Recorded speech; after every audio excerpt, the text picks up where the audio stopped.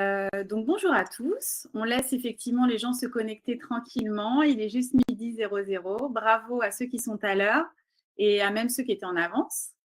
Je vois bonjour Bruno, Karina, Eva, Gabriel, Karine, Romuald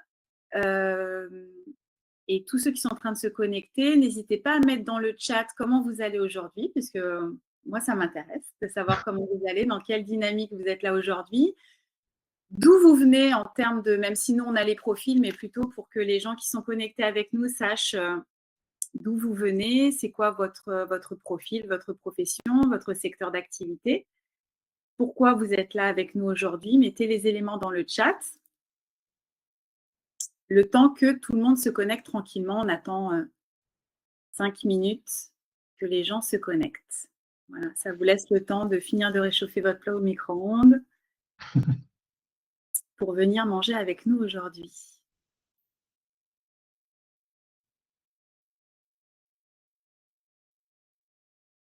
Chat. D'ailleurs, si Franck ou Séverine, si vous voulez projeter quelque chose, n'hésitez pas à projeter. Vous avez le droit de. Vous pouvez même partager quelque chose si vous souhaitez lors de votre intervention. Alors merci, moi j'ai pas prévu de projeter quelque chose, j'étais plutôt dans l'interaction et dans l'échange. Voilà. La dernière fois, on avait projeté un écran, ça faisait qu'on était plus petit. Donc, les gens m'avaient fait la remarque en me disant qu'on ne nous voyait pas trop. Donc là, l'idée, c'est plutôt d'être dans l'interaction. C'est pour ça que vraiment, je vous invite à tous les gens qui sont connectés à ne pas hésiter à mettre des messages dans le chat, à interagir. Mais je crois que ça y est, le chat est seulement maintenant opérationnel, si je ne dis pas de bêtises. Ah, ça y est, génial. Super. Ah, bonjour Gabriel, je suis ravie que tu sois là. Merci d'être connecté. Super. Le bien-être des collaborateurs, c'est vraiment un sujet qui est important. C'est un sujet très fort à Zenworking. Bruno, super. Et on a donc Bruno, ok, un expert comptable devenant une société à mission. Donc, on a pas mal de profils différents. Comme toujours, beaucoup sur les webinaires de Zenworking, on a beaucoup de dirigeants et j'en suis ravie parce qu'à chaque fois que je me dis que le bien-être des collaborateurs, c'est quelque chose qui est très important pour les dirigeants. Donc, merci d'être connectés et merci d'être là avec nous. Bonjour Karine, merci d'être là. Il y en a deux, mais bonjour aux deux. On attend encore quelques minutes. Donc, comment vous allez finalement? Il n'y en a pas beaucoup qui me répondent.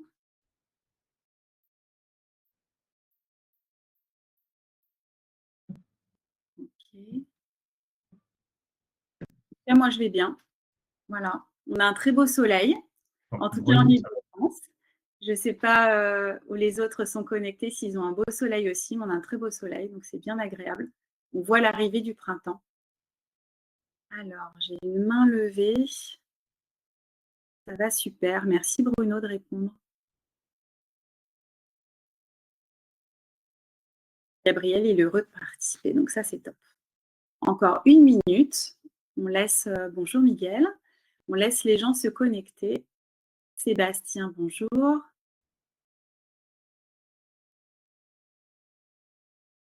Au niveau des profils, comme toujours sur les webinaires des Zenworking, beaucoup de dirigeants, beaucoup de gens des RH. Et là, en l'occurrence, sur la thématique, beaucoup de spécialistes de la RSE. Donc, merci d'être là. On essaye de faire des choses assez larges, accessibles à tous. N'hésitez pas à réagir dans le chat. C'est toujours plus facile d'avoir des échanges en mode conférence avec tout le monde. Là, on n'a pas forcément d'interaction en direct. Donc, on va essayer de vous donner la meilleure valeur possible et d'essayer de démystifier un peu justement le sujet de entreprise à mission aujourd'hui. Encore une petite minute et puis on va démarrer. Je commence un peu l'introduction, c'est pourquoi on est là. Donc, l'idée, c'est d'explorer le concept de société à mission et son impact sur le bien-être des collaborateurs, comprendre le cadre légal, les bonnes pratiques, surtout pour définir une mission qui va être engageante et qui va embarquer les équipes. et les stratégies de communication associées. Voilà ce pourquoi on est là et ce pourquoi vous êtes connectés aujourd'hui. Si c'est OK, on va démarrer. Franck, tu vas bien, toi? Parce que je demande aux Ouais, aux oui, gens, je n'ai même pas demandé comment tu très bien, ça va très bien. vas. Bon, bah, c'est super. En tout cas, je suis très Même, contente d'être avec toi aujourd'hui. Zenworking, on va commencer par Zenworking, parce qu'on remercie Zenworking. C'est Zenworking qui nous invite et qui crée la possibilité de ce webinaire aujourd'hui. Donc, c'est comme on va parler de mission, on va parler de la mission de Zenworking. Donc, la mission de Zenworking, c'est une mission qui est tournée vers le bien-être collaborateur. 75% des collaborateurs estiment que le bien-être en entreprise, il est lié à la culture de l'entreprise et à sa mission. Donc, c'est pour ça qu'aujourd'hui, on parle de société à mission. Et pour les dirigeants qui sont connectés avec nous aujourd'hui, en l'occurrence, quand les collaborateurs sont bien dans l'entreprise, ça impacte de 12% de la productivité. Donc, je pense que ça va vous intéresser. Donc, Zenworking, ils accompagnent les entreprises dans l'amélioration du bien-être et de la performance des collaborateurs. Leur approche, elle repose principalement sur la conviction que des équipes qui sont épanouies et engagées sont la clé de la réussite collective de l'entreprise. Elles proposent plein de solutions adaptées aux nouveaux défis du monde du travail et elles aident les entreprises à créer un environnement qui va être propice à l'épanouissement et à la productivité. Voilà pour la mission de Zenworking.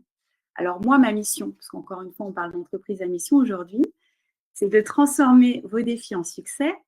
Donc, je ne me contente pas de conseiller les entreprises et les dirigeants, je les bouscule, je les challenge et surtout, je les réinvente. J'accompagne principalement les dirigeants et les équipes dans des transformations qui vont être profondes, où l'innovation d'un côté et l'engagement sociétal de l'autre ne sont plus uniquement des options, mais bien des leviers puissants de différenciation et de performance.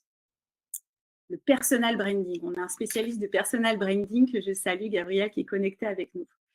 Je crois profondément en l'idée que l'intelligence artificielle, on en parle beaucoup aujourd'hui, elle n'est pas là évidemment pour remplacer l'humain, mais pour déployer l'intelligence collective, ce que je fais moi au quotidien, c'est-à-dire créer du sens et structurer l'action en utilisant l'IA et également d'autres nouvelles méthodes d'innovation et d'automatisation, et ce pour renforcer la performance des entreprises et surtout leur impact.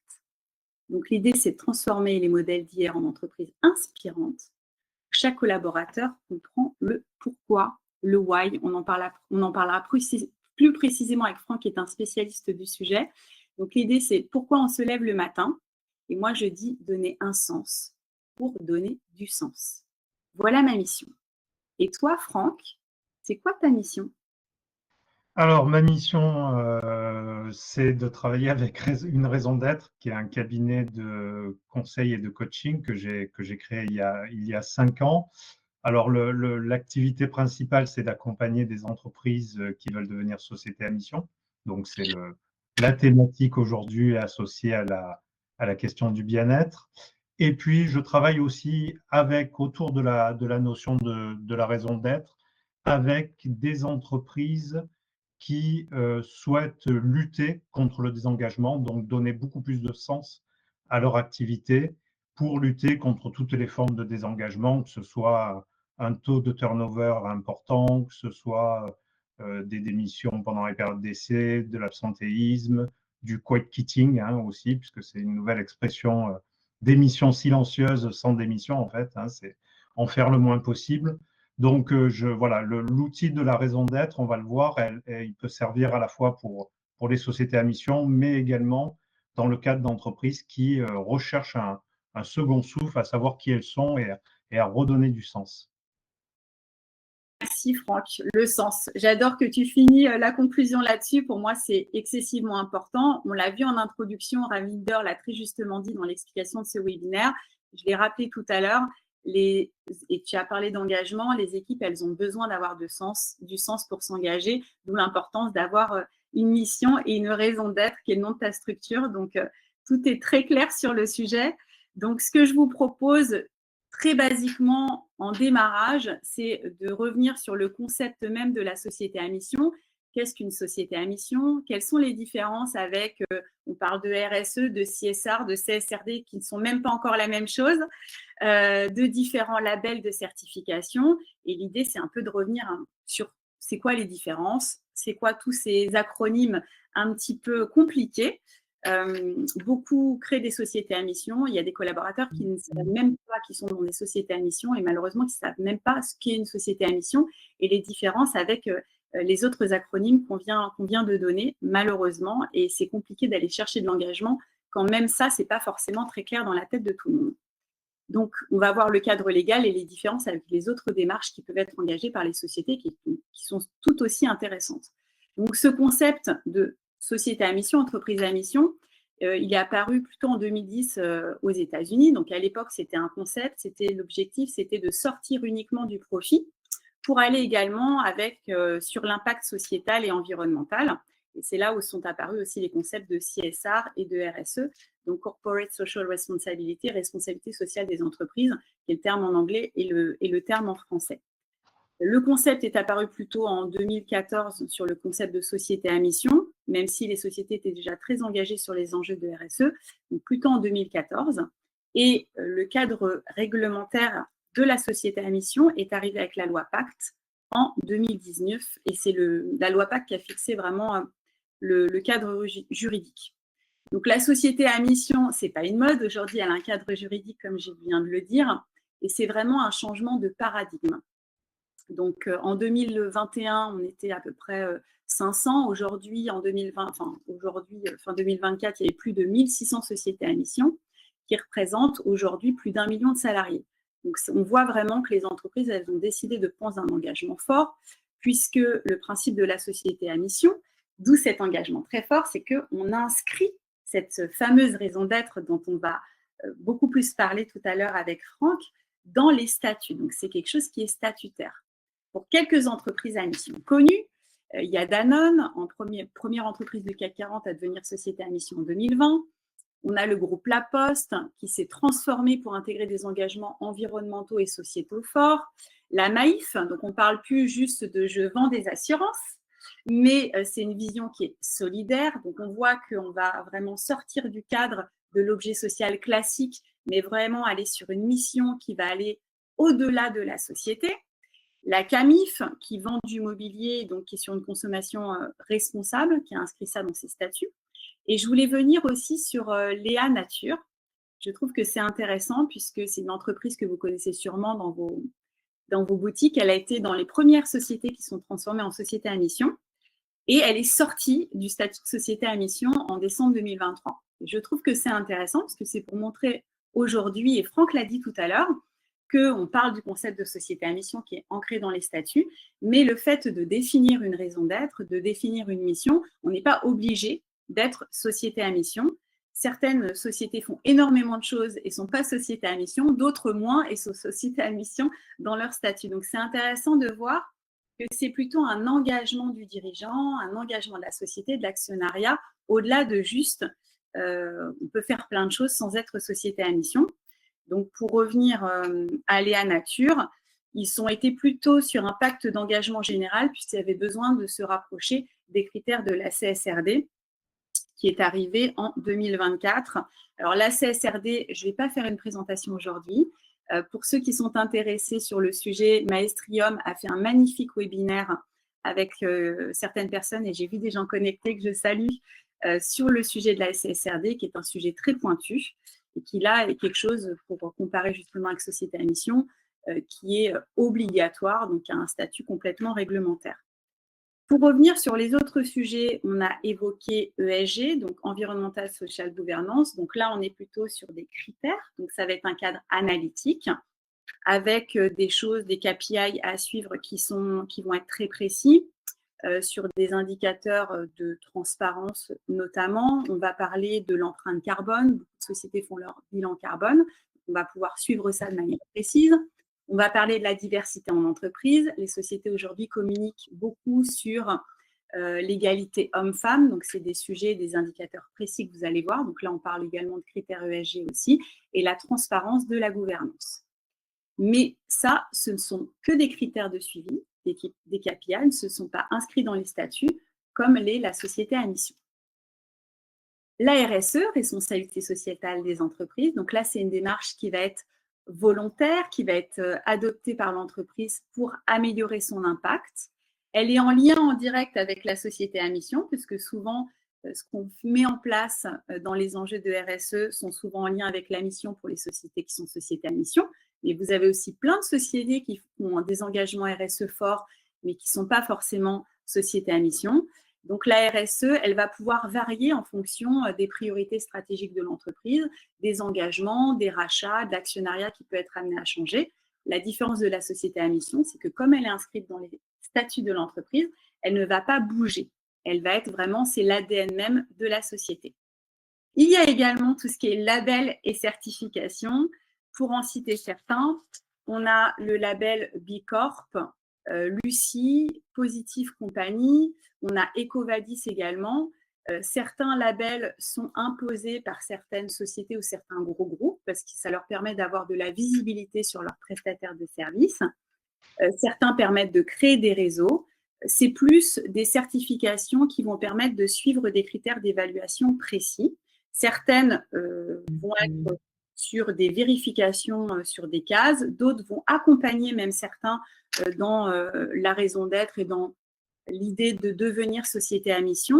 Ce qui est important de préciser, c'est que quand on va passer par ce type de label, ça peut vous aider à devenir société à mission, mais ce qui est intéressant, et c'est souvent comme ça qu'on le voit, c'est de savoir que être société à mission et se faire labelliser vous ramène des points et sont des aides justement, comme également le fait de réaliser votre bilan carbone pour améliorer vos enjeux de certification.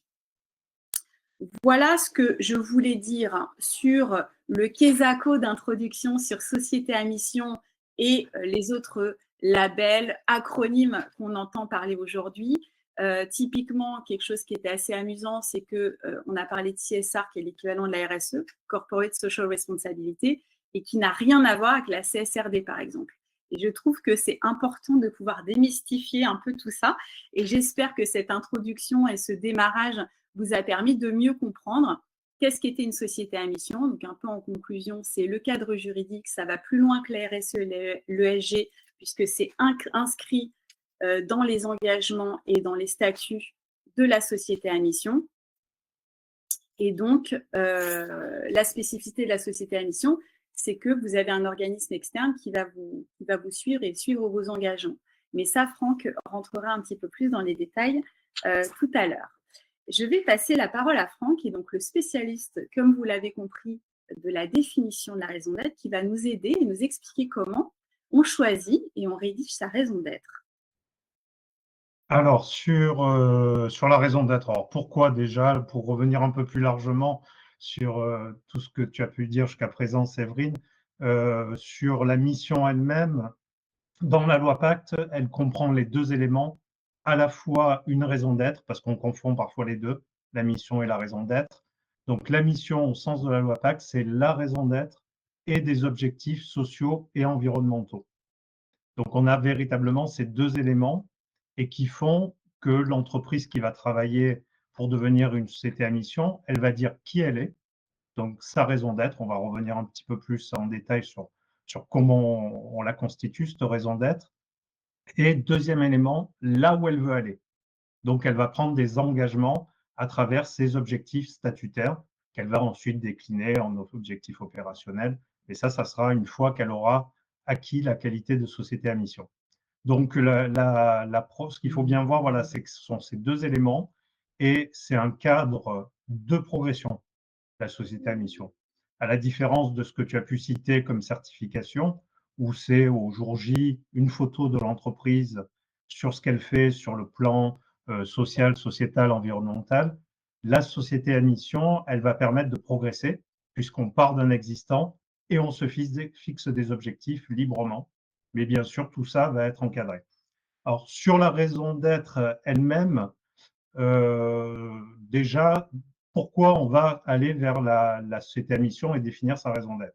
Alors, généralement, ce sont des entreprises qui se reconnaissent une utilité sociale. Au sens large, ça veut dire qu'à côté de gagner de l'argent, puisqu'on s'adresse à des sociétés commerciales, hein, on n'est pas dans le domaine associatif, qu'est-ce qu'elles apportent au bien commun? Donc, on est sur des organisations qui estiment j'apporte quelque chose en plus dans le cadre de mon activité sur le plan social, sociétal ou environnemental. et je veux l'affirmer plus fortement vis-à-vis de mes parties prenantes. Je veux démontrer cet apport au bien commun vis-à-vis de mes collaborateurs, de mes clients, de mes fournisseurs, de tout mon écosystème et de mes clients, bien évidemment. Alors, sur la raison d'être elle-même, moi, je vais vous dire la manière dont je travaille avec les entreprises. Je l'envisage véritablement comme un travail d'introspection. C'est-à-dire qu'on n'est pas sur qu'est-ce qu'on veut dire à l'extérieur d'un point de vue communicationnel au départ. On est véritablement sur qui on est, qu'est-ce qui nous différencie de nos concurrents sur cette utilité sociale et quel est notre invariant.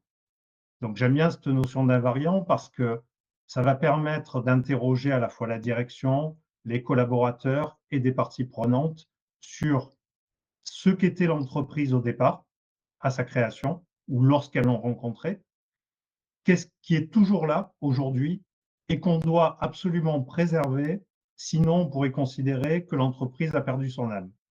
Donc là, on est véritablement au cœur de la culture de l'entreprise et pour une même activité, on va avoir là véritablement souvent des éléments de différenciation. Ce qui tombe bien, c'est que généralement, cet invariant différenciant, c'est ce qui fait toute l'âme de l'entreprise et justement ce qu'elle apporte en plus. Parce qu'on n'est pas seulement dans l'activité, qu'est-ce qu'elle apporte à ses collaborateurs, à ses clients, à son territoire. Il y a souvent des entreprises à mission qui sont aussi dont la mission est de développer le territoire. Donc on est véritablement au cœur de la mission avec cette raison d'être. On avait envisagé aussi sur la question de cette mission par rapport à l'impact sur les collaborateurs. Alors, quand on travaille sur la mission avec les collaborateurs, il va se dire que c'est très impactant dans la mesure où, si vous vous placez dans la situation du collaborateur, on vient de vous dire, vous allez faire un atelier et vous allez dire ce qu'est votre entreprise, c'est valorisant. C'est assez rare et c'est assez rare pour le souligner. C'est rare, on dit rarement aux salariés, bon, ben, c'est vous qui allez déterminer ce qu'est l'entreprise. On va passer en revue tout l'alignement stratégique, durable et responsable. On va reprendre la vision de la direction.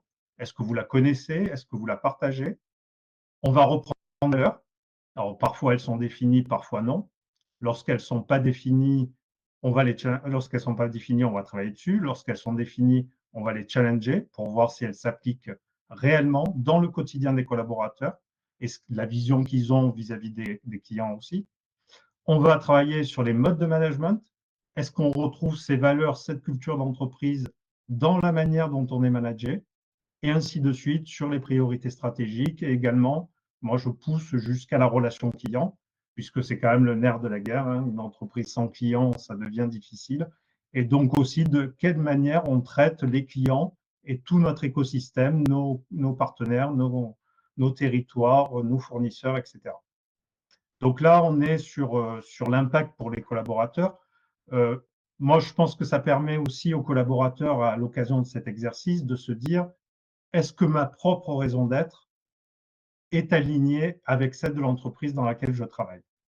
Est-ce que mes valeurs, est-ce que ma vision de ma carrière, de là où je veux aller, est-ce que c'est aligné?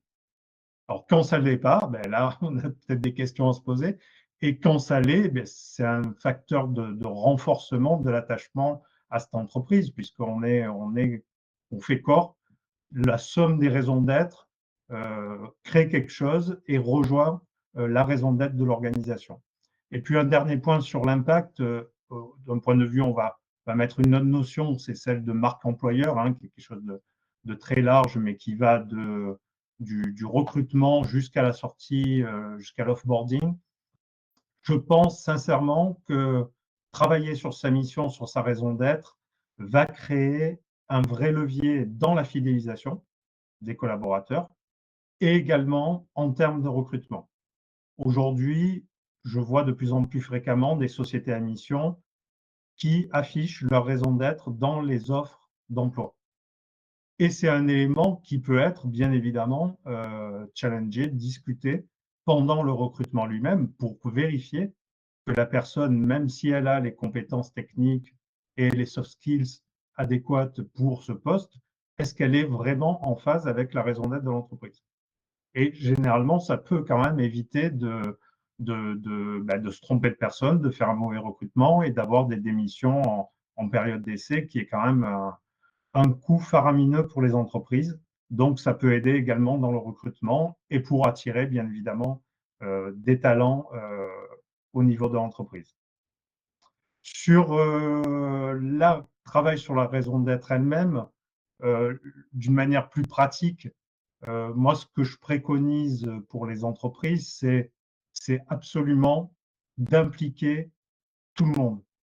C'est-à-dire de travailler, il faut que la direction, bien évidemment, dise son avis sur cet alignement stratégique et sur la raison d'être.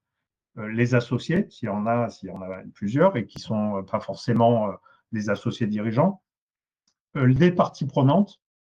Donc là, on va sélectionner des fournisseurs, des prestataires. Ça peut être des organisations professionnelles aussi, des personnes qui connaissent bien l'entreprise. Ça peut être des institutions publiques, ça peut être des collectivités locales qui sont directement impliquées avec l'entreprise et qui vont apporter une vision un peu différente, certainement, de celle de l'interne, et qui vont pouvoir dire, oui, voilà, moi, je vois l'entreprise de cette manière-là. Pour moi, sa raison d'être, c'est ça. Alors, on va avoir des éléments concordants, et là, on peut être à peu près sûr que c'est la réalité. Et puis, on peut avoir des éléments divergents, et on va pouvoir aussi questionner là-dessus, parce que c'est intéressant, c'est dans cette introspection, de s'interroger aussi sur tous les points positifs, puisqu'on est là pour ça, mais aussi les axes d'amélioration. Qu'est-ce que je peux vous dire de plus? On avait parlé peut-être, tu as parlé tout à l'heure de certaines sociétés à mission pour voir celles qui peuvent être engageantes. Alors, tu as parlé de la CAMIF. Donc, la CAMIF, pour moi, c'est vraiment l'entreprise à mission la plus significative. C'est une vieille dame hein, qui a plus de 70 ans, qui est une création de la Maïf au départ, et qui ensuite s'en est détachée petit à petit. Et l'histoire incroyable, c'est quand elle devient société à mission, c'est en 2020 avec Emery Jacquia, qui a quitté depuis, mais c'est assez récent, et qui a porté cette société à mission. Elle considérait déjà qu'elle était société à mission avant. Et il faut rappeler que 12 ans auparavant, cette entreprise était en liquidation judiciaire. Et c'est le repreneur, en l'occurrence Emery Jacquia, qui est arrivé à convaincre les collectivités locales autour de Niort, qui est arrivé à convaincre les fournisseurs, qui étaient des créanciers, qui étaient débiteurs vis-à-vis de l'entreprise qui était en redressement, de repartir, de recommencer avec une vision et une raison d'être relativement claire qui part sur produire d'une manière écologique en faisant du Made in France. Alors, au départ, ça a été du Made in Europe. Petit à petit, il se rapproche du 100% Made in France en favorisant le travail des collaborateurs. Les call centers sont en France et donc il y a tout un environnement qui se retrouve dans sa raison d'être, je vais vous la dire. Proposer des produits et services pour la maison au bénéfice de l'homme et de la planète, mobiliser notre écosystème, consommateurs, collaborateurs, fournisseurs, actionnaires, acteurs du territoire, à collaborer et agir pour inventer de nouveaux modèles de consommation, de production et d'organisation.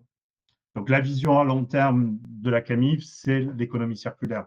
C'est véritablement être le plus neutre possible sur l'environnement et fabriquer des meubles et du linge de maison qui soient véritablement bons pour les utilisateurs. Voilà. Je vais vous citer un autre exemple parce que là, la CAMIF, on est complètement dans une utilité sociale qui est dans l'activité elle-même. On a des sociétés à mission aussi qui sont sur des activités classiques. Elles vont trouver leur utilité sociale dans la manière d'exercer cette activité classique. Et comme je suis juriste de formation, je vais vous prendre l'exemple d'un cabinet d'avocats marseillais, que je viens de là-bas aussi, qui s'appelle Garoé Avocats Associés et qui est devenu un cabinet à mission et dont la raison d'être est inscrire l'activité juridique dans un écosystème responsable et respectueux des valeurs sociétales et environnementales. Et dans ces objectifs socio-environnementaux, il y a favoriser le bien-être au travail. Donc là, on est dans un exemple voilà, d'activité classique. Il y a des cabinets d'expertise comptable, il y a des cabinets d'avocats, il y a des supermarchés parfois aussi, qui sont devenus à mission parce que dans la manière d'exercer leur activité, ils consacrent beaucoup d'énergie dans la façon de traiter les salariés, dans la manière d'agir vis-à-vis des clients, de l'environnement, donc d'un point de vue social et sociétal et environnemental. Je vais te repasser la parole, Séverine, et puisqu'on va maintenant aborder plutôt la question de la communication. Merci beaucoup, Franck, pour ces exemples. J'ai vraiment beaucoup aimé ce côté bien-être au travail. Ça peut aussi être une mission. C'est complètement en lien avec la discussion d'aujourd'hui. C'est vrai que souvent, on parle de société à mission comme une mission qui va sur l'extérieur. Et c'est pour ça que moi, justement, je voulais préciser qu'être société à mission, ce n'est pas forcément favoriser le bien-être de ses équipes au travail. C'est un facteur clé, puisque souvent, on l'a vu en introduction, les collaborateurs ont besoin de sens et ont besoin, souvent, quand la mission est en face, tu l'as dit, avec l'ikigai des collaborateurs eux-mêmes, de leur propre mission de vie à eux. Ça donne énormément d'impact dans le bien-être des collaborateurs et dans la performance des équipes dans l'entreprise. Ça leur permet de se projeter, de s'inscrire dans le long terme. Et c'est notre volonté à tous, en tant que dirigeants de société, d'avoir des équipes qui sont engagées et qui restent avec nous sur le long terme. Donc, ça a énormément de sens. Mais c'est vrai que des fois, société à mission, ça a tendance à être vu uniquement sur l'impact sur l'environnement et l'impact sur la société avec un grand S. Il ne faut pas oublier l'impact sur la société avec un petit s, et notamment ce qui se passe en interne. Il ne faut pas forcément faire que des choses sur l'extérieur, mais aussi regarder à l'intérieur de chez soi et de balayer devant sa porte, comme on dit, pour pouvoir vérifier que aussi chez nous, on travaille notamment quand on travaille, on a des missions par exemple de santé et de sécurité à l'extérieur de l'entreprise. Il faut aussi préserver la santé, la sécurité et la prévention des risques psychosociaux aussi à l'intérieur de l'entreprise. Donc, par rapport à ça, donc on va voir comment on peut communiquer, comment bien communiquer pour engager les équipes, pour embarquer les collaborateurs. Tu l'as dit, c'est un facteur clé de différenciation pour aller recruter des nouveaux talents et aussi pour les garder à l'intérieur. Mais si c'est juste une mission qui dort sur un PowerPoint, ça n'a aucun intérêt, ou sur le site Internet. Il faut absolument qu'elle se traduise en actions concrètes pour pouvoir inspirer les collaborateurs et pour qu'ils aient un vrai sentiment d'appartenance. Et là, à ce moment-là, on a quelque chose de puissant. L'idée, c'est que les collaborateurs incarnent cette mission et cette raison d'être pour pouvoir l'impacter sur l'extérieur. Parce que tu disais que c'est un écosystème, et j'adore ce terme complètement global, avec les clients, les prestataires, les collaborateurs. Mais si effectivement la mission, elle reste que dans la tête du dirigeant et sur le site Internet, et qu'on est juste société à mission dans les statuts, c'est super, c'est un engagement qui est formidable. Mais malheureusement, la mission, elle ne sera jamais incarnée par les équipes parce qu'ils ne la comprennent pas forcément. Et donc, si elle n'est pas incarnée par les équipes, on va complètement perdre l'impact global sur l'écosystème, les clients, les prestataires, sachant que c'est quand même l'objectif de la société à mission. Donc, l'idée, c'est de voir comment on va bien communiquer sur cette mission pour pouvoir embarquer les collaborateurs et pour qu'ils deviennent vraiment ambassadeurs de la mission de l'entreprise. Donc, c'est le défi principal, c'est la communication en interne sur la mission, puisque pour pouvoir embarquer les équipes, il faut pouvoir que la mission soit comprise. Je l'ai dit tout à l'heure quand j'ai expliqué ce qu'est une société à mission. Malheureusement, nous, on a pu faire l'erreur, entre guillemets, par le passé, quand on est passé société à mission dans la précédente société que je dirigeais, c'est qu'on partait sur quelque chose de hyper positif. D'ailleurs, l'entreprise, quand j'en ai pris la direction, elle faisait déjà énormément de choses positives et elle s'est dit, bah voilà, on fait beaucoup de choses, donc l'idée, c'est maintenant de le faire savoir, et devenir société à mission, c'est aussi une manière de structurer tout ça et de communiquer à l'extérieur sur tout ce qu'on fait. C'était quelque chose qui était porté par le dirigeant, qui avait plein de valeurs hyper positives, mais ce qu'on a vu et ce qu'on a constaté, parce qu'on n'a pas assez bien communiqué, et probablement ce que tu disais, Franck, intégrer dès le démarrage les équipes en amont, les collaborateurs n'avaient même pas, malheureusement, compris ce qu'était déjà une société à mission. Et ça, c'est dommage, parce qu'effectivement, ça nécessite juste de l'explication, et ils n'incarnaient pas forcément justement la mission de l'entreprise. Donc, et beaucoup de sociétés échouent aussi à ce niveau-là, parce que souvent la mission, elle est perçue comme trop théorique et elle est souvent que l'incarnation du dirigeant. Et l'objectif, c'est vraiment qu'on puisse incarner dans les collaborateurs et faire que les collaborateurs fassent partie de ce dispositif. Donc souvent dans la communication, on a un manque de clarté. Des fois dans la rédaction de la mission, elle va être trop vague ou trop abstraite. Donc si vous travaillez avec Franck en amont, ça ne vous arrivera pas évidemment, parce que la mission sera concrète et pas vague du tout et pas du tout théorique. Souvent, on peut avoir l'absence d'exemples concrets. C'est important que les employés voient l'impact de la mission dans leur quotidien. Il faut que ce soit un fil rouge dans toutes les actions de l'entreprise, dans toutes ces communications à l'extérieur, dans tous ces partis pris, dans tous ces échanges. Tu en as parlé très justement jusqu'à l'offre d'emploi qu'on va communiquer sur les réseaux sociaux. Tout ça, elle doit être en permanence présente. Et c'est ensuite les collaborateurs qui vont évidemment, ça va ruisseler sur eux, ils communiqueront facilement dessus. Mais il faut qu'à chaque fois, on ait des exemples concrets au quotidien pour l'entreprise.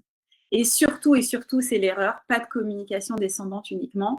Ce n'est pas une mission qui doit être imposée, elle doit vraiment être construite avec les équipes. Tu l'as très justement dit, c'est quelque chose qu'on n'avait pas fait et c'est pour ça que ça a mis beaucoup plus de temps après derrière pour être compris et intégré par les équipes. Les bonnes pratiques, donc comment on s'y prend? Déjà, un discours simple et concret, essayer de vulgariser au maximum les choses. C'est bien beau la prose, mais il ne faut pas que ce soit abstrait, il faut vraiment que ce soit hyper concret pour être compris de tous et surtout pour toucher les équipes, pour les embarquer avec nous. Il faut les impliquer dès le départ, les collaborateurs, tu en as parlé et bravo de le dire et merci de répéter, c'est super important. Même si la mission, elle est top, si on n'implique pas les collaborateurs, je dirais que ça vaut pour la stratégie et les objectifs, ça vaut pour plein de thématiques, mais si on ne les implique pas, ils ne vont pas l'intégrer, ils ne vont pas la comprendre. J'ai beaucoup aimé quand tu disais aussi de challenger tout ce qui était divergent. Je trouve ça hyper intéressant parce qu'il y a ce qu'on a envie de communiquer, l'image qu'on pense communiquer et l'image qu'on communique. Et je trouve que ça, c'est très intéressant aussi de challenger tout ce qui est divergent et d'aller au-delà des collaborateurs, mais aussi des prestataires et des clients. Je trouve ça hyper puissant, donc je voulais le souligner parce que j'ai trouvé ça très bien dans ta présentation tout à l'heure. Valoriser les actions qui illustrent la mission, dans la communication. Parlez pas que des intentions, mais vraiment des exemples concrets. J'en reviens, on en parle dans l'écriture de la raison d'être, mais ça vaut aussi dans tout ce qui est retour d'expérience, de clients ou de partenaires, que la mission soit omniprésente. Et finalement, elle est tellement omniprésente que tout le monde la connaît. On n'a même plus besoin de la dire ou de la citer ou de la prendre par cœur parce qu'elle est incarnée chez tout le monde. Et évidemment, faire vivre la mission au quotidien, pas juste sur les sites internet, pas juste des affiches dans l'entreprise. Je fais le parallèle beaucoup avec les valeurs. C'est un petit peu la même chose. Il faut que ce soit incarné, il faut que ce soit dans l'ADN de l'entreprise, pas juste inscrit dans les statuts et sur le site internet, mais au quotidien. Quand on fait du mécénat de compétences, on explique pourquoi, on explique que c'est notre mission. Quand on reverse un pourcentage, par exemple, des bénéfices de l'entreprise à une association, on explique pourquoi, parce que c'est notre mission. Et comme ça, c'est quelque chose qui est clair pour tout le monde. Et je dirais, après, ça devient une évidence. Voilà. Donc, voilà ce que je voulais dire un peu sur la communication, sur la mission. C'est un levier, évidemment, tu l'as dit, pour renforcer l'engagement des équipes et pour que ça devienne vraiment un moteur de motivation pour les équipes, pour donner du sens. Après, au-delà de la communication, on en a parlé un petit peu, mais je voudrais qu'on revienne rapidement de manière concrète sur comment je l'inscris dans ma stratégie, dans la gouvernance, c'est quoi les objectifs concrets. Est-ce que tu peux nous aider un petit peu à nous expliquer un peu tout ça, comment toi tu accompagnes tes clients sur le sujet?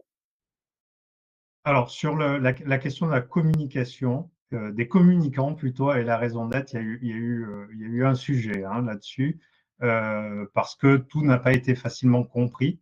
Pour moi, la raison d'être et donc le cœur de la mission, c'est un objet interne. Ce n'est pas un objet de communication à la base. Alors, bien sûr, ensuite, on va se servir de cette raison d'être pour communiquer avec tous les outils et le talent des communicants. Avec la plateforme de marque, il faut que ce soit aligné, mais à l'origine, pour la définir, c'est un objet interne et pas un objet de communication. Si on part à l'inverse et qu'on voit d'abord la raison d'être comme un objet de communication, on est à peu près sûr de se planter. C'est comme si, pour une personne qui est en repositionnement professionnel et qui va travailler sur son Ikigai, on va dire ben, allez voir un communicant.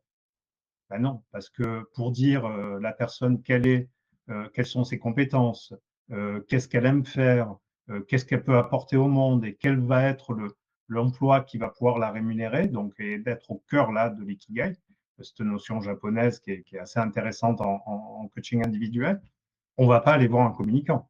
Après, peut-être que la personne, une fois qu'elle a défini sa raison d'être personnelle, elle va pouvoir se faire aider de communicants pour faire savoir ses compétences, ses valeurs, si elle devient entrepreneur, par exemple. Mais le sujet, il est interne. Et trop souvent, on a eu des raisons d'être d'entreprises du CAC 40. Il y a 80-85%, je crois, qui ont défini une raison d'être. Il n'y en a qu'une qui est devenue société à mission, c'est Danone. Et donc, on a eu des raisons d'être qui étaient totalement vides de sens, remplies de bons sentiments. On sauvait la planète par-ci, on sauvait les peuples par-là. Et en fait, il n'y avait aucun engagement et ce n'était absolument pas l'invariant de l'entreprise ni distinctif par rapport aux concurrents. Je vais vous citer par exemple la raison d'être de Air France KLM. J'ai rien du tout contre cette entreprise, mais elle est assez révélatrice parce que le début de la raison d'être est très bien et ensuite on tombe dans ce travers de faire du vague et non engageant. Alors, Air France KLM, à la pointe d'une aviation européenne plus responsable. Donc ça, c'est super, c'est un engagement. Ils veulent être leaders pour être les plus responsables au niveau de l'aviation européenne. Donc certainement sur le choix des carburants, sur le renouvellement des moteurs pour qu'ils consomment moins. Enfin, il y a énormément de choses à faire pour une compagnie aérienne, même si par nature c'est polluant, pour faire en sorte de faire baisser son bilan carbone. Donc, à la pointe d'une aviation européenne plus responsable, et là, patatras, nous rapprochons les peuples pour construire le monde de demain. Donc là, bon, est-ce que c'est la raison d'être d'une compagnie aérienne de rapprocher les peuples pour construire le monde de demain? Moi, j'avais plutôt l'impression que c'était la raison d'être de l'ONU, hein, mais pas forcément d'une compagnie aérienne.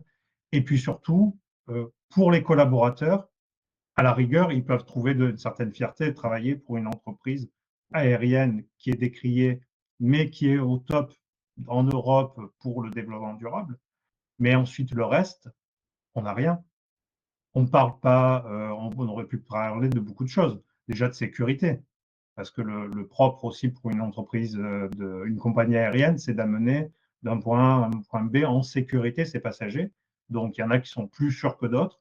Et puis au niveau des clients, comment ils accueillent les personnes en situation de handicap, comment dans l'entreprise elle-même, comment sont gérées les questions de diversité, d'inclusion, les questions sociales, de bien-être par rapport à la récupération pour les temps de vol pour le personnel qui est volant, etc., etc. Il y a énormément de choses, je suis sûr, chez Air France KLM, qui distinguent cette entreprise de ses concurrents et sur lequel elle aurait pu jouer pour dire qui elle était véritablement. Donc là, on est dans un exemple basique où il y a eu un bon début, hein, quand même, c'est vraiment pas la pire, mais où on retombe dans quelque chose qui n'a pas de sens et qui n'est pas du tout engageant, puisqu'on ne prend aucun risque à dire qu'on va rapprocher les peuples, puisque de toute façon, ça n'a rien de concret.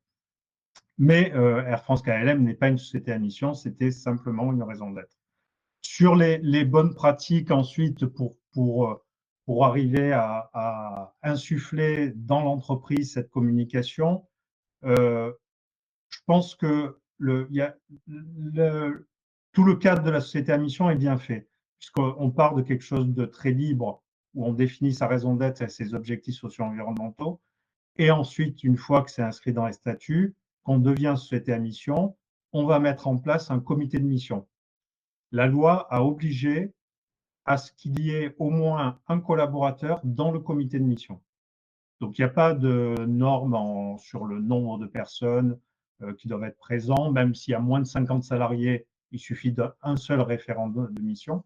Mais dans tout cas, quand il y a un comité de mission, il faut qu'il y ait un collaborateur. Dans les grosses entreprises à mission, en général, il y en a plusieurs. Donc déjà, ça va impliquer des collaborateurs de l'entreprise dans cet exercice du comité de mission qui est de suivre l'exécution de la mission.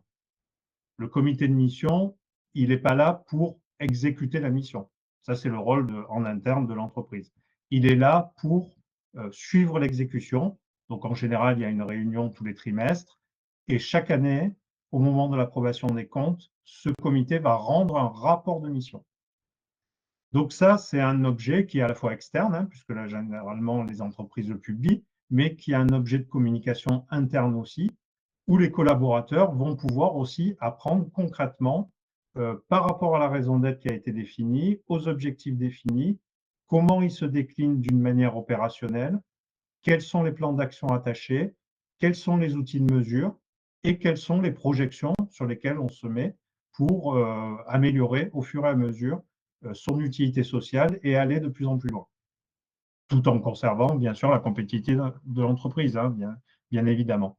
Et ça peut parfois interroger et poser des questions qui n'étaient pas soulevées dans les CODIR et les COMEX. J'avais eu une discussion avec un salarié membre d'un comité de mission de la Banque Postale, et par exemple, il y avait la question de comment arbitrer quand on doit financer par exemple une piscine dans un village, donc quelque chose qui, d'un point de vue environnemental, n'est pas forcément, qui ne va pas forcément dans le bon sens, par rapport à la mission qui est aussi sur la Banque Postale et le groupe La Poste, de développement des territoires.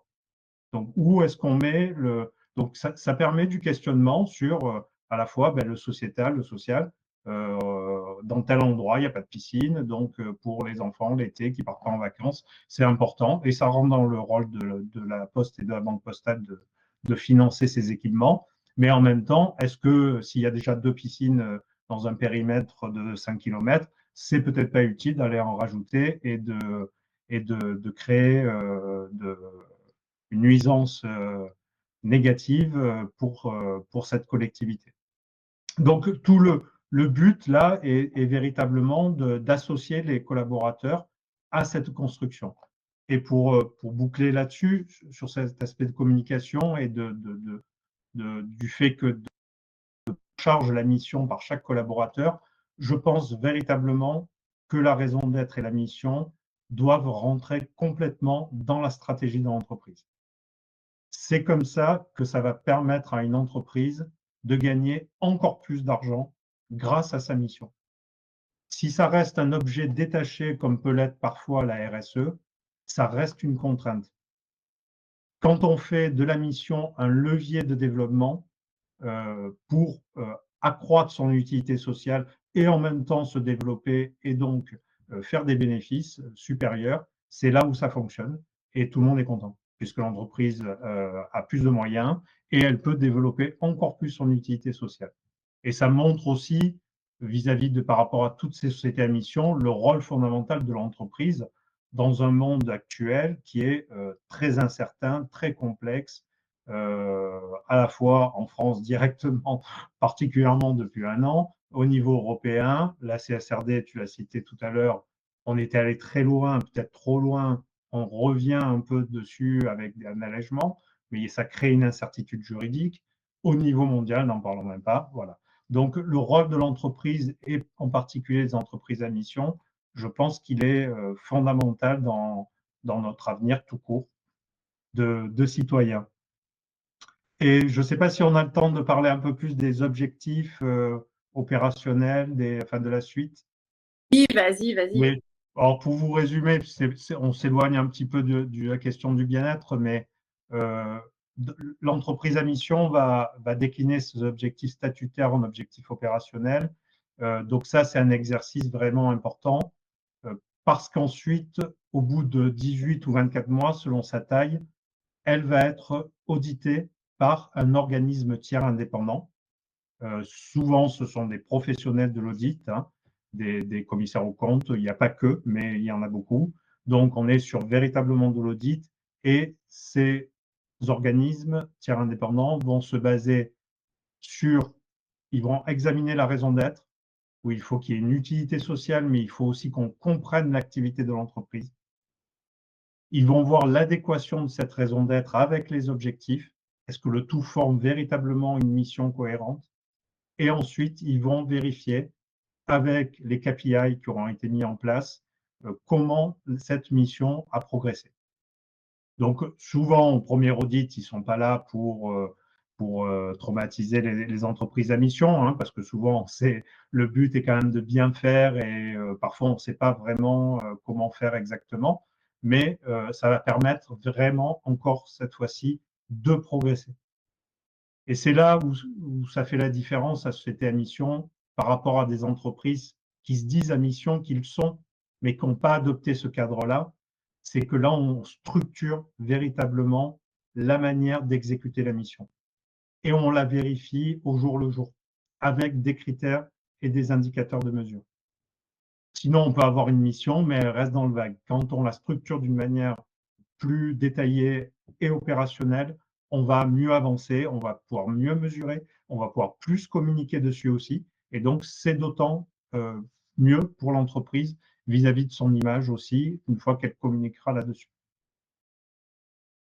Voilà, je crois que là-dessus, j'ai terminé. Donc, je vais te redonner la parole. Séverine, si je veux oublier quelque chose, n'hésite pas. C'est parfait. Merci beaucoup d'être revenu sur ce cadre réglementaire parce que c'était important. Je pense qu'on a pas mal de gens qui nous écoutent. Certains sont des spécialistes du sujet et d'autres venaient aussi chercher bien comprendre ce que c'était une société à mission et surtout, c'était quoi la différence avec j'ai une raison d'être, j'ai une mission, je communique dessus et je fais des choses et le vrai statut de société à mission qui n'est pas sans contrainte. Et c'était important de revenir là-dessus et je te remercie de l'avoir fait. En conclusion, un peu pour finir ce qu'on s'est dit, on a vu, et tu l'as dit et je le redis, et je trouve ça sympa de finir là-dessus, société à mission, ce n'est pas juste un statut, c'est vraiment un levier stratégique. Et c'est comme ça qu'il faut l'intégrer, vraiment la voir de manière très opérationnelle et pas juste une mission, une raison d'être avec des beaux mots. Et si on veut qu'elle soit incarnée et qu'on ait cet intérêt de levier stratégique, de l'utiliser à fond pour que l'entreprise, elle se différencie dans sa marque employeur, donner du sens à l'activité, améliorer le bien-être des collaborateurs, avoir des talents engagés, embaucher des gens qui sont en lien, qui ont la même… tu parlais de l'ikigai, moi j'adore. C'est un outil que j'utilise beaucoup en coaching notamment. Et c'est vrai que, voilà, que leur ikigai soit en phase avec la raison d'être de l'entreprise pour avoir que tout le monde aille dans le même sens, encore une fois, et puisse travailler en bonne intelligence. Et tout ça, on l'a vu en introduction et je le redis là, ça a évidemment des conséquences hyper importante sur la performance de l'entreprise. Donc, pourquoi ne pas le faire?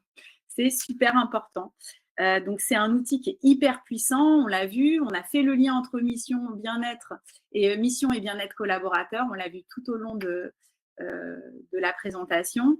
Et en conclusion, et juste avant de passer dans les questions-réponses, si vous avez un truc à retenir, même s'il y a plein de trucs à retenir, évidemment, j'espère que vous avez pris des notes à fond. De toute façon, Ravinder vous enverra le replay.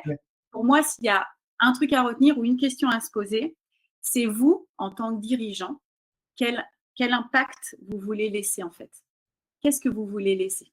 Et je trouve que ça, c'est… Alors, pour le coup, j'ai été très opérationnelle en disant qu'il faut être opérationnel, mais déjà avoir cette réflexion-là, c'est hyper intéressant et j'espère que vous pourrez au moins partir avec ça et que ça va vous suivre tout au long de la journée.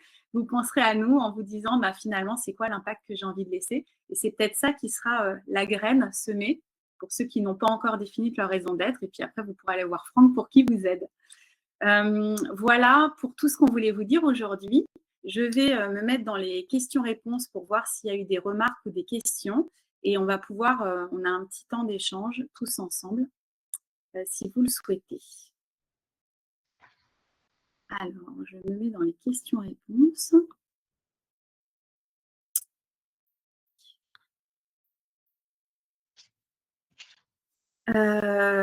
Donc, il faut utiliser… Je crois que personne n'a mis dans les conversations. Hein. Tout le monde est dans les questions-réponses sur le chat. Super présentation, merci. Oui, Karine, je sais que tu es là, je t'ai vu. Merci beaucoup d'avoir communiqué. Merci d'être là. Alors… Est-ce qu'on a des questions? L'ikigai, on pourrait faire carrément un webinaire sur l'ikigai. C'est un formidable outil, hyper puissant. Et je pense que c'est le démarrage de la définition de la raison d'être. Alors, est-ce que cette démarche pourrait émaner des collaborateurs déjà engagés? Je trouve cette question hyper pertinente, Wilson. Alors, je ne sais pas si c'est Wilson que je connais, j'irai voir après. Je trouve que la démarche est hyper pertinente. Ce serait génial que ça vienne des collaborateurs. Moi, je ne l'ai pas connu. J'ai toujours, à chaque fois que je l'ai vu, c'était effectivement une émanation de la direction ou de l'actionnariat. Mais est-ce que toi, Franck, tu as connu dans certaines entreprises où c'était à la demande des collaborateurs? Non, ça m'est jamais arrivé, c'est toujours Vas-y. au niveau de la direction, mais j'ai toujours rencontré des collaborateurs qui étaient très heureux de participer. Dans les entreprises qui veulent devenir société à mission, ça crée une émulation et c'est engageant en soi, hein. Donc le fait de travailler sur la raison d'être et de devenir une société à mission, voilà. Mais après, la qualité de société à mission est peut-être pas encore suffisamment connue. Donc c'est aussi pour ça qu'on est là aujourd'hui et qui ça permet aussi, même si on arrive bientôt à 6 ans et à 2000 sociétés à mission. Il faut encore le faire plus connaître parce que voilà, c'est pas forcément un statut qui est très connu. Il y a d'autres statuts hein, qui permettent d'avancer, mais qui sont pas Bicorp est peut-être un peu plus connu en termes de certification. Mais ça ne m'est jamais arrivé. Mais bien évidemment, ça pourrait se produire et ça serait une très bonne chose. En tout cas, Wilson, n'hésite pas, parle-en à ta direction. Il fallait les inviter à se connecter au webinaire. Ça a changé mon point de vue sur ma perception professionnelle. Okay, super, merci Miguel. Pouvez-vous préciser la notion de divergence évoquée lors de la partie visant l'implication des collaborateurs?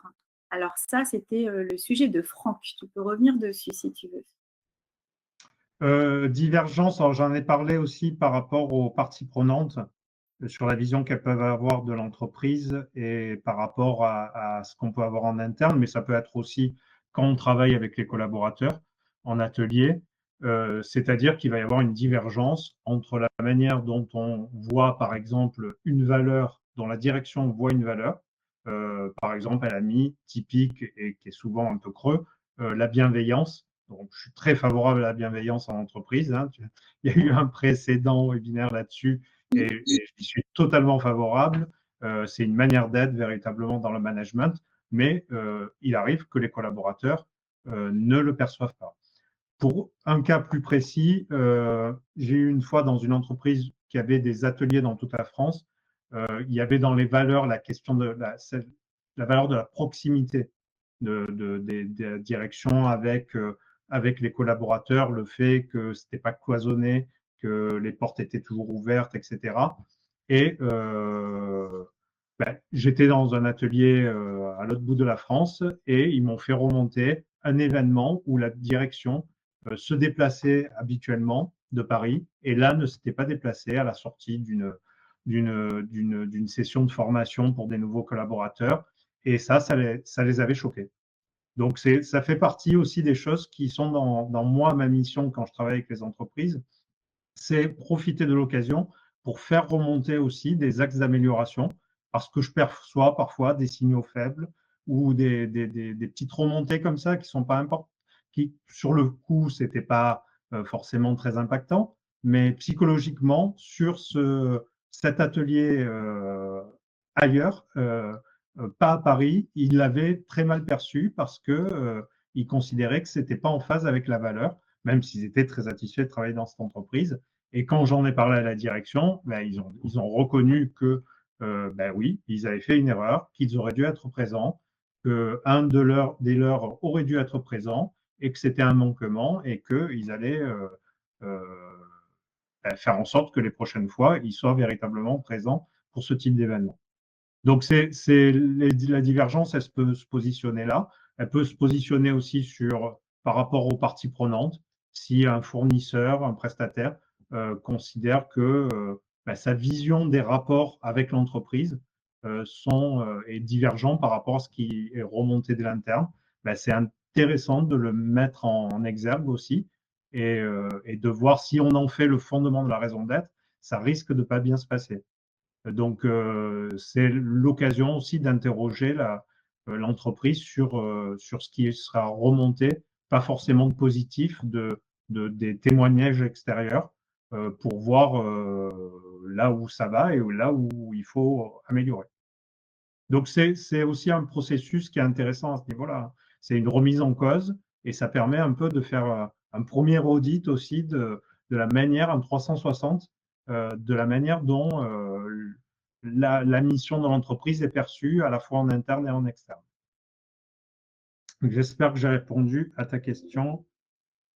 Jérôme, Yes. j'espère qu'on a répondu à la question de Jérôme. Il est déjà 13 h. Moi, j'ai passé un super moment. J'espère que vous aussi. Également. Il n'y a pas d'autres questions. J'aurais bien aimé savoir qu'est-ce que vous avez retenu en un mot ou deux mots. Ça peut être sympa si vous mettez dans le chat. Et sinon, vous pouvez nous rejoindre sur LinkedIn. Vous pouvez également aller sur le site de Zenworking, évidemment.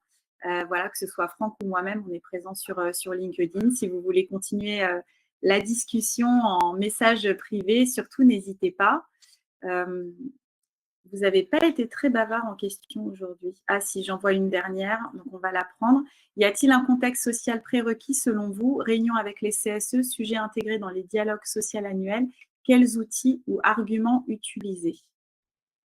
Donc je pense pour devenir société à mission. Alors, dans la grande majorité des sociétés à mission ont moins de 50 salariés. Donc, déjà, on s'adresse souvent à des TPE et petites PME. Pour des entreprises plus importantes où il y a un CSE, bien évidemment, tout ce qui concerne les représentants du personnel doivent être associés.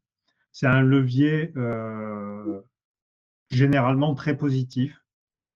C'est généralement pour le CSE et les représentants du personnel, en général, ça va dans le bon sens parce qu'ils savent que sur l'image de l'entreprise, la question environnementale est beaucoup plus présente aujourd'hui.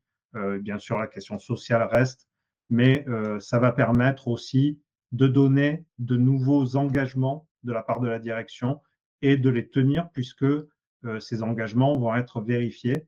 Donc, en général, c'est vu d'une manière très favorable, le fait de devenir société à mission par, globalement, je vais dire, les représentants du personnel et le CSE.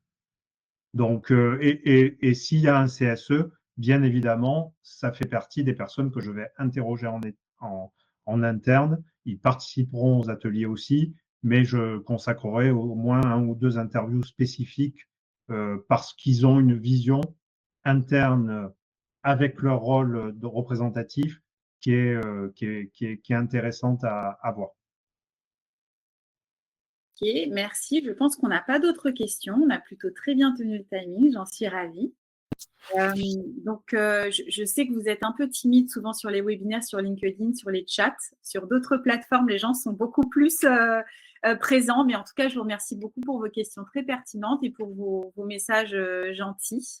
Voilà, merci Jérôme, merci Wilson. On a eu des messages très sympathiques. Je suis ravie que ça vous ait plu. Franck, je te remercie sur toutes ces belles explications sur l'entreprise à mission.